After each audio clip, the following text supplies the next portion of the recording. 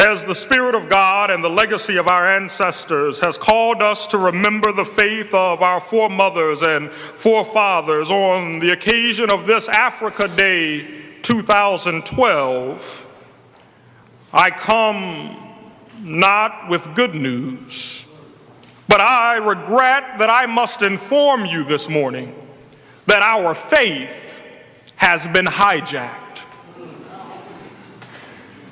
I know that this revelation may come as a surprise to some. I know that many are of the opinion that Christianity has never been stronger. You see, there are churches all around us. There are some with thousands of members and multiple locations and impressive physical plants and corporate operations and multi-million-dollar budgets. Yes, some say that our churches have never been stronger. Christianity, particularly American Christianity, seems to be in its cultural heyday.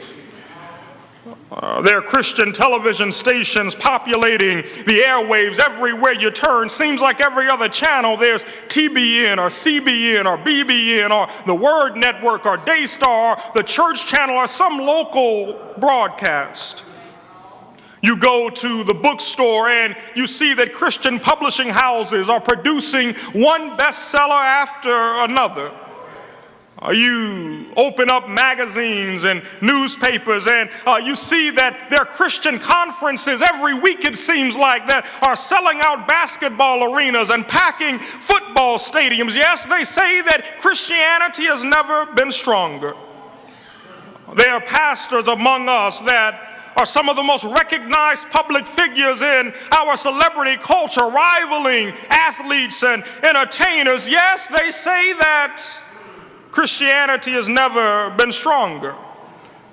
And yes, there are even politicians who've come to see the Christian faith as a necessary credential for their election and their re-election. It doesn't matter what they believe. It doesn't matter how long they've been a Christian. It doesn't matter what church they belong to. But as long as they stand up before television cameras and microphones and confess that they're a Christian, we check off that box and say, okay, I can support him or I can support her because they said that they're a Christian.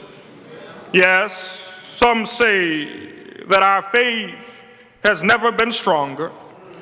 But despite these smokescreens of outward success, I contend that there have been signs for a decade, if not longer, that our faith is under attack. What are these signs, you may be asking? Well, there are signs such as attempts during the George W. Bush administration to use the IRS and the tax code to silence the prophetic voice of the African American church. You may have forgotten about that. That was a few years ago, but it may have been decades in our history. But this newfound interest in the nuances of our Christian practices is intriguing to me, almost insulting. Because prophetic preaching is nothing new. In fact, the historic power of our pulpits has always been a legacy of speaking truth to power and being unafraid to call things by their right names. Churches all over this nation were threatened with losing their tax-exempt status because, according to some politician, they were engaged in activity outside of their religious mission. What activity is that is outside of our religious mission? I wanted to ask them. I find this claim ironic because, according to my Bible, it was Jesus Christ himself who went to Galilee and stood in the synagogue and opened the scroll of Isaiah and proceeded to read these words. The Spirit of the Lord is upon me, because he has anointed me to preach the gospel to the poor, to heal the brokenhearted, to proclaim liberty to the captives and recovery of sight to the blind, to set at liberty those who are oppressed, yes, to proclaim the acceptable year of the Lord. If that's not prophetic preaching, then I don't know what is. What are these signs, you may ask? Signs such as the use of faith-based grants, you may have heard about those, you may remember those, to systematically bribe black pastors to remain silent on issues of social inequality and legalized injustice. What are these signs? Signs such as the public lynching of the Reverend Dr. Jeremiah Wright, who is one of the most brilliant, effective, and yes, often provocative African-American pulpiteers that this nation has ever seen. Yes, signs such as the intentionally engineered public lynching, a spectacle that was based on 30-second sound bites of sermons that were nothing less than a call to hold America accountable to the words of her own Declaration of Independence. We hold these truths to be self-evident, that all men and all women are created equal, that they are endowed by their Creator with certain inalienable rights, that among these are life, liberty, and the pursuit of happiness. Those aren't my words, but those are the words of our founding fathers. These signs lead us to question the spirit of the times in which we live. As the dry, dark, and otherwise dismal sky hovers over the landscape of our recent history, there is a spotlight that is shining with gripping honesty. As this light shines from eternity, no longer can we ignore the reality that the very bedrock of our Christian identity is rapidly eroding before our eyes. If we're not careful, church, the furnace-tested faith of our ancestors, the hope against hope of our grandparents, and the impossible dreams made real by our mothers and our fathers will become nothing more than mythical folklore and historical legend if we're not careful. The prophetic Christian witness of the black church is under assault, and we've all seen the signs. However, lest you be mistaken, this is not just an assault on the black church. What we are witnessing is an attack on the very heart of authentic Christianity. By virtue of our legacy of spiritually grounded social critique and ethically centered activism, the black church has for generations been the moral conscience of America and one of the only models of nonviolent Christianity for the world. Who do you think it was that laid the blueprint for ending apartheid? I believe it was Reverend Leon Sullivan and the Sullivan principles that came out of the black church. Who do you think it is that attacked communism in China? I believe that those protesters who were standing in Tiananmen Square were singing, "One day I do believe that we shall overcome." No, this is not just an attack on the black church, but this is an attack on Christianity itself. The vibrant, life-giving, soul-liberating, spirit-affirming, and situation-transforming faith has at its core the timeless prophetic critique of a countercultural Messiah that some of you may know named Jesus, whose influence he refused to allow to be purchased and whose aim was always liberation and never accommodation. Yes, I'm devastated to report that our tradition has been hijacked. But fret not, Bethany. Hold on to your hope, because I stand here today and I hope that there are some of you that will stand with me and declare that we want our religion back. Let us take a brief journey back in time to the year 2010.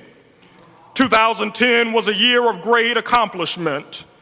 By any measure, 2010 was a great year socially and politically. National health care legislation that was the hope of an entire generation of Americans was signed into law in 2010. In 2010, combat troops were pulled out of Iraq after an almost decades-long war with thousands of casualties. 2010 was a good year. Also in 2010, the world descended with great jubilation and fanfare upon a post-apartheid South Africa as they held their first World Cup games, and the eyes of the world were on this now great nation. Yes, 2010 was a great year. But despite these national and global accomplishments, 2010 was also a year of great challenge. Many of you will remember that in 2010, a massive earthquake devastated Port-au-Prince, Haiti. Mother Nature forced the world to come face to face with the other side of those idyllic postcards that depict the islands of the Atlantic and Caribbean as nothing more than vacation paradises with white sand beaches and blue seas. But on the other side of that postcard, as the earth's tremors toppled buildings and uprooted trees, it also exposed multiple layers of poverty and years of entrenched political corruption that the world, and especially the United States, had to accept responsibility for. In 2010, the eyes of the world were again focused on the state of Louisiana as the Deepwater Horizon oil rig sat blazing in the Gulf of Mexico, spewing oil in every direction, destroying wildlife and wetlands and the livelihoods of people who were just beginning to pull themselves together and rebuild from the devastation of Hurricanes Katrina and Rita. Yes, 2010 had its share of challenges. 2010 will also go down in history as the year that we witnessed the explosion of the long-suppressed anger of those who felt that their American dream of racial supremacy, of ethnic superiority, and of economic privilege was being seized by hands right before their eyes. In 2010, you see, we witnessed the dawning of an era that has now come to be defined by regressive and divisive public policy promoted by a quasi-religious movement that called themselves the Tea Party, who declared under the cover of the flag and the Bible that they wanted their country back. This statement was not just a provocative statement with political implications meant to garner public attention, but underneath that statement, this pronouncement was a warning shot for the coming attack on our history of spiritually grounded demands for racial equality, for social justice, for economic parity, for educational access, and for compassionate concern for the least, the lost, and the left out. Now, I don't know who told the Tea Party that they owned this country. I don't know where they thought the country went. As far as I can tell, it's always been where it is. I don't know who they claim took it because they never gave us the power to take anything in the first place. But I am certain of one thing. I'm clear that their vision of America will always be threatened by our penchant for righteous religious indignation fueled by the liberationist leanings of our prophetic Christian witness.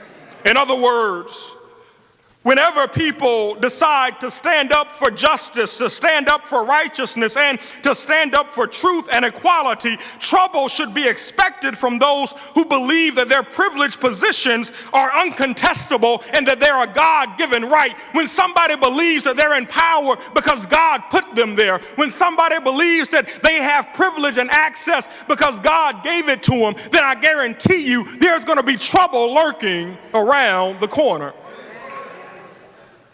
Whenever we stand up and live out our faith by demanding that the nation assume its obligation to take care of widows and orphans and the sick and the disabled and the poor, they accuse us of wanting preferential treatment. They say that we're always trying to get a handout. Well, allow me to let you in on a little secret this morning. I don't know about you, but I've never seen any of us asking for a handout. But what I have seen us doing is demanding what is rightfully ours in the first place. I don't know about you. I've never asked for a handout, but I'm not about to go into the fight called life and allow you to keep one hand tied behind my back. And so if you think I'm asking for a handout, all I'm saying is untie my hands. Give me the strength to fight for myself. Give me the ability to provide for myself. Give me the ability to provide for my family and make a living. Give me the ability to get an education. I'm not asking for a handout, but all I'm asking is to give me what's already mine. More recently, our faith has been hijacked by the politically polarizing rhetoric of the religious right and its propaganda machine. However, this is not the first time that we've arrived at this intersection. Let's go back in history for a moment. Before the Christian era, the spiritual, intellectual, and philosophical roots of what would later become known as Christianity was hijacked by the Greeks in the 4th century BC when Alexander the Great invaded Egypt and occupied the centers of learning and religious ceremony that lined the Nile River Valley. This is Africa Day, isn't it? So let's go to Africa for a minute.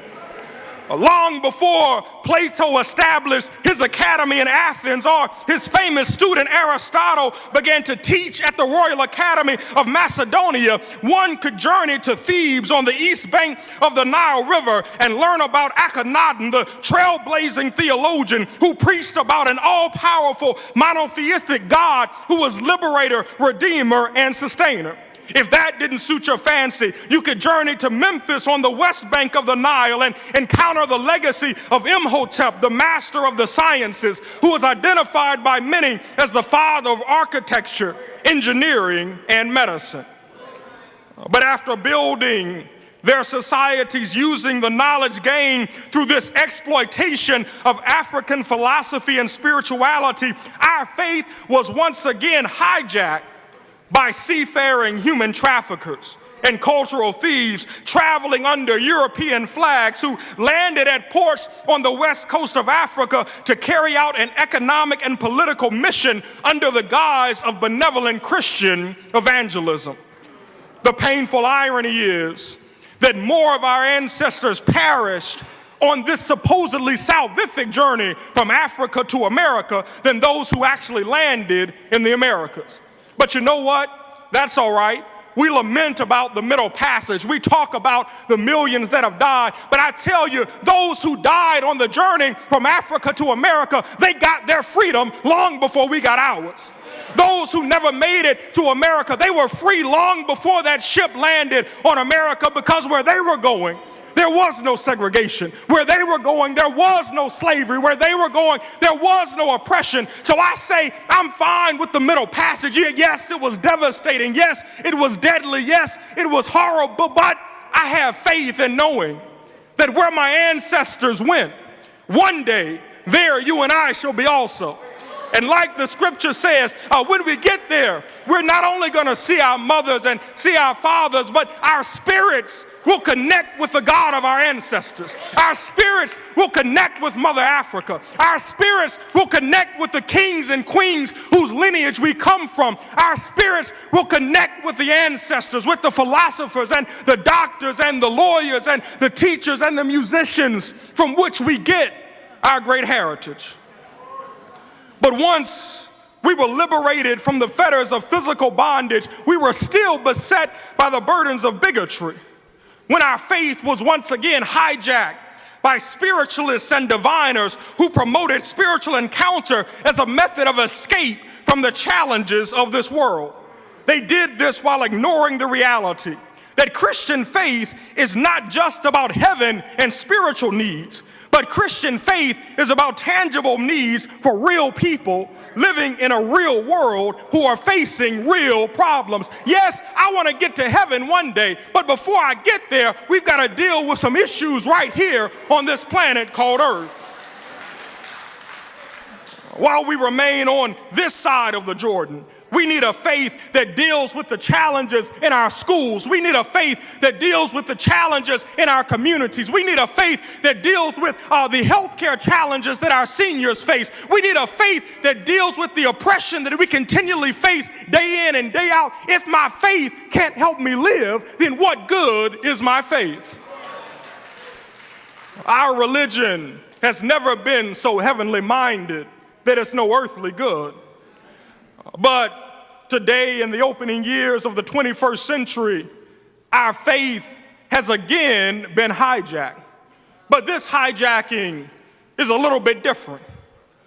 It saddens me to report that the modern day religious hijackers have not acted alone. In fact, these hijackers have been aided by those in our pulpits who have failed to honor the best of the African American religious tradition.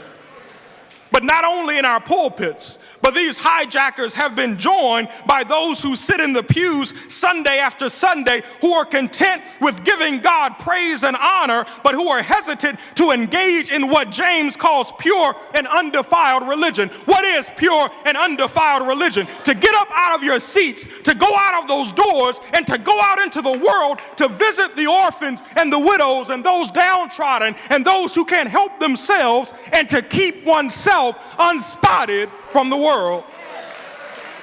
Praise and worship is good, but if we can't do something with our faith, if we can't use our hands and feet, then I don't have any use for praise and worship. I love to come and give God praise. I love to sing the songs of heaven, but if those songs don't inspire me to live out my faith, then those songs are nothing but sounding brass and tingling cymbals. Rather than preaching a message of self-help and upward mobility undergirded by an ethic of hard work, sacrifice, perseverance, and a sense of social obligation, these people in the pulpit, these people masquerading as preachers, have made the self-interested and short-sighted decision to give up on the Word of God and to buy into a name it and claim it theology. What is this name it and claim it theology? In short, this theology is where the suffering masses of people, those sitting out in the pews, do all the naming. And the prosperity preachers who stand up in the pulpits, they're the ones who do all the claiming. That's all name it and claim it theology is. You do the naming and I'll do the claiming. That's all it is.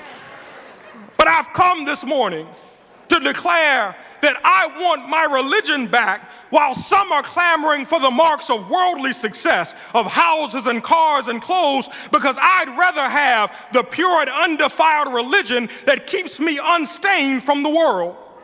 What are these marks of pure religion?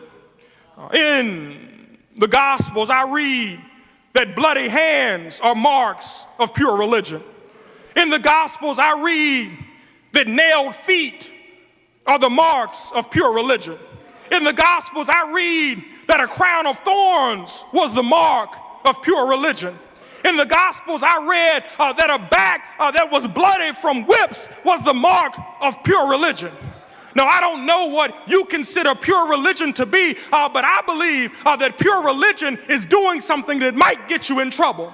Pure religion is doing those things that are unpopular. Pure religion is saying those things that people don't want you to say. Pure religion is going to those places that the rest of the world wants to act like don't exist. That's what pure religion is. It's evident this morning that we've turned our backs on our rich African heritage and the long-standing sense of communal responsibility that has been the backbone of our society through slavery, segregation, and other forms of oppression.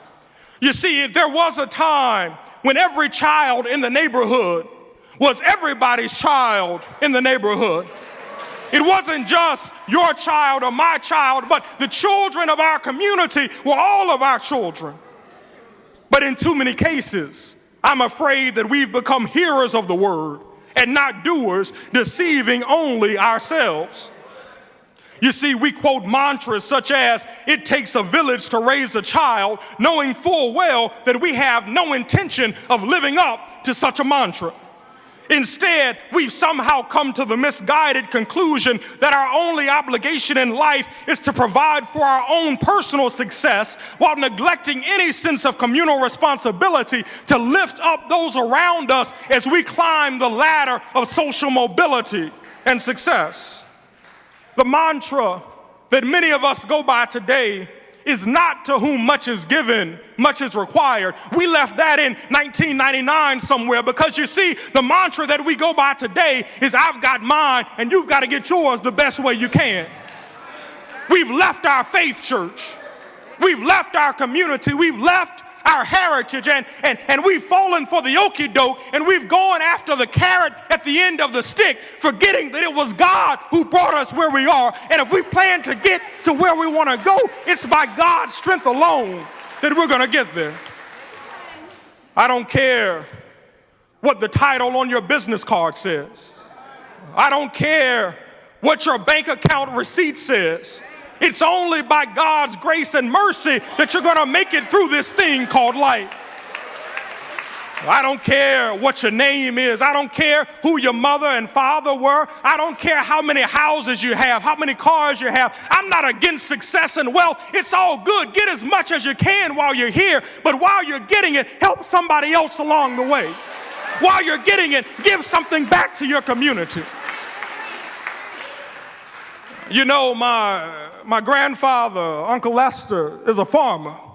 And sitting around my grandfather's house, I learned a little something about farming. I never went out in the field. I've never picked tobacco. I've never picked cotton. I've heard the stories about it, but you can see that my hands are a little too soft to have done that kind of work. I'm not ashamed to say that when I came along, we had tractors and we had all of these automated machines to go out into the field, but I learned a little something about farming by sitting around my grandfather's table.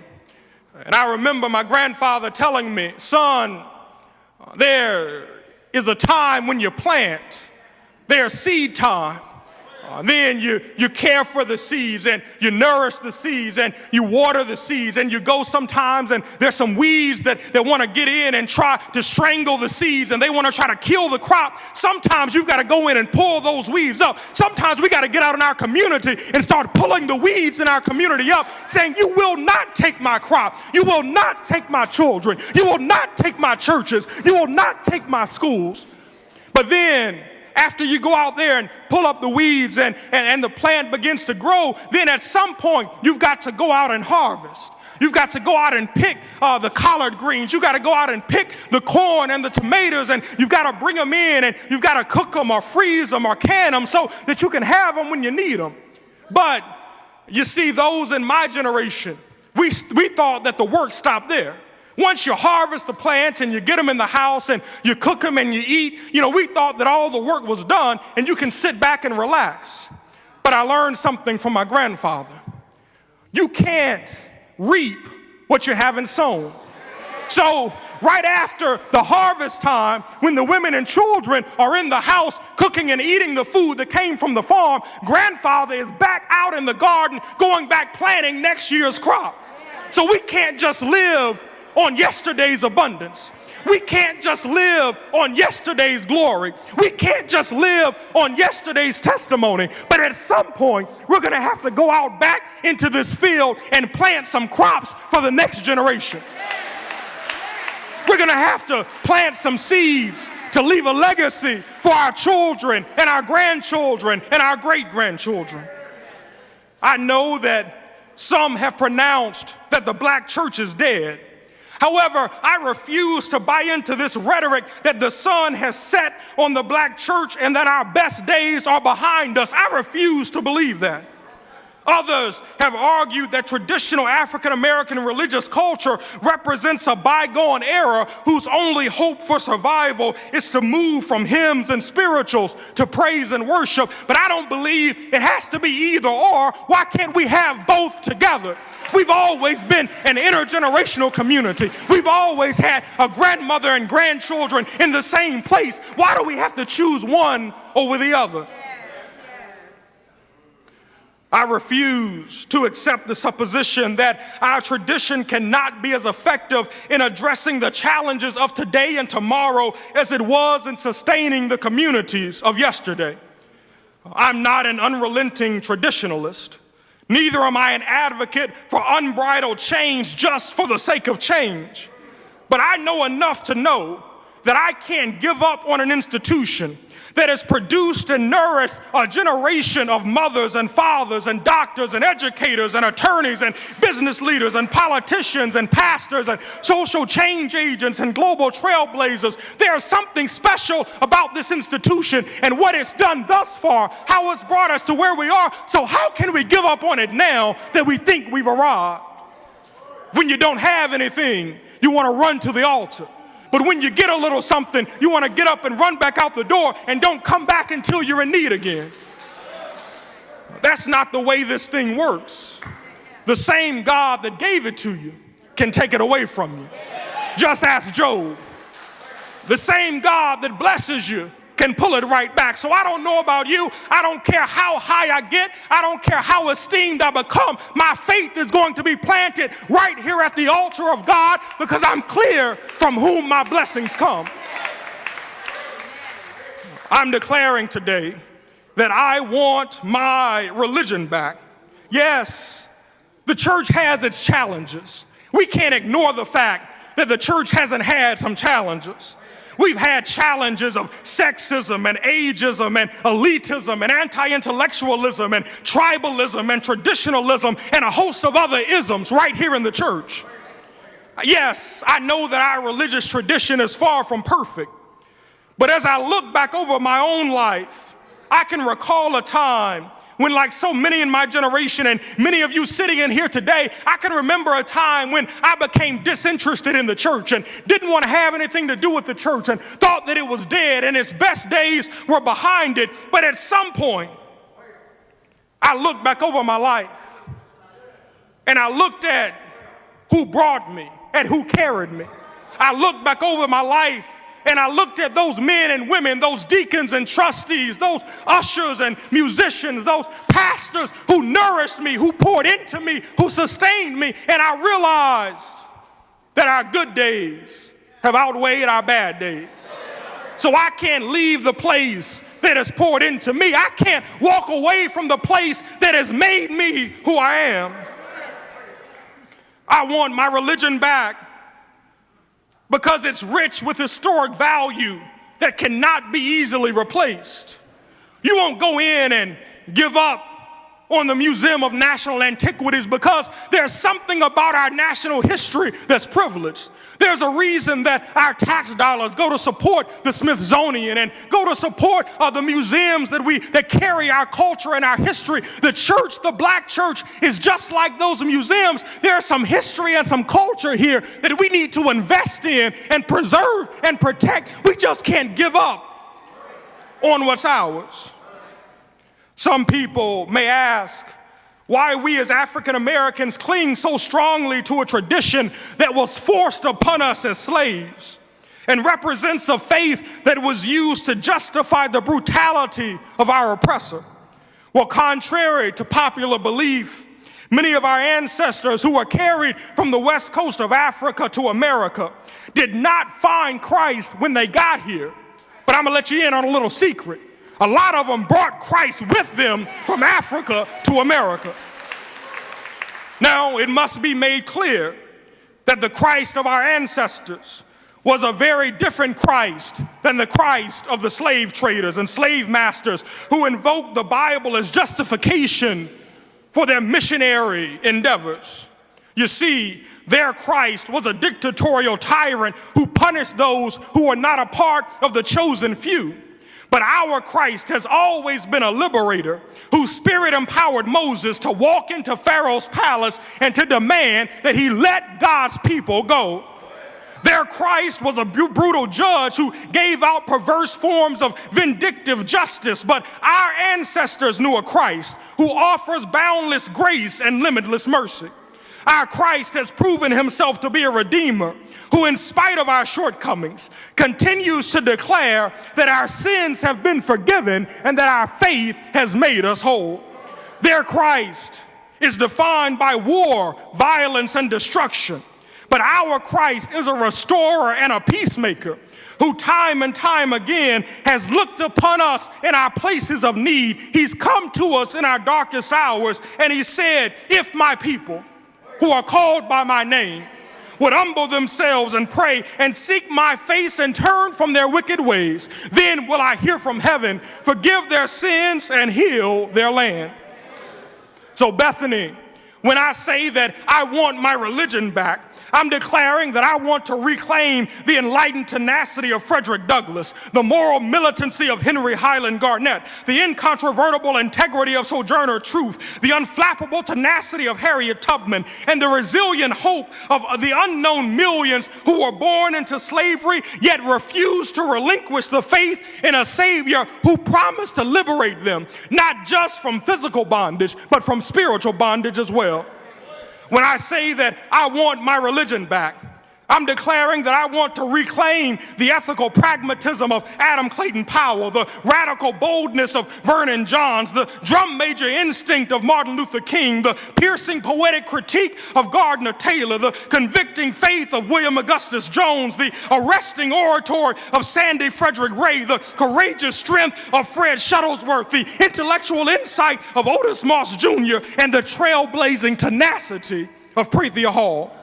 You see, they all refused to mute their prophetic voices to preach a message of soul salvation without also including in that message a spiritual demand for social equality, for human dignity, and for equal access to life's abundance, not for some, but for all of God's children.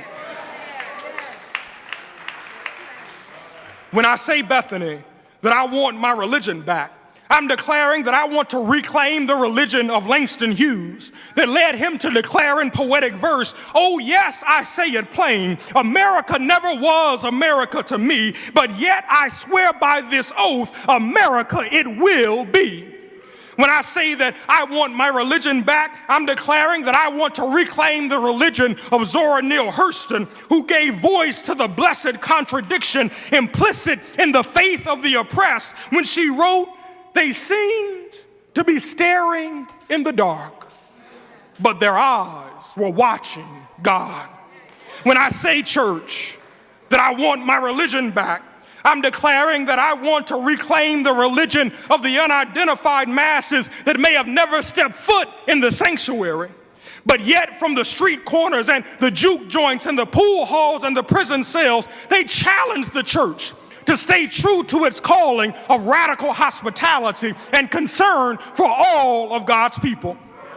When I say that I want my religion back, I'm declaring that I want to reclaim the religion of Maya Angelou, who wrote with spiritual lyricism, "You may write me down in history with your bitter, twisted lies. You may trod me in the very dirt, but still like dust I'll rise."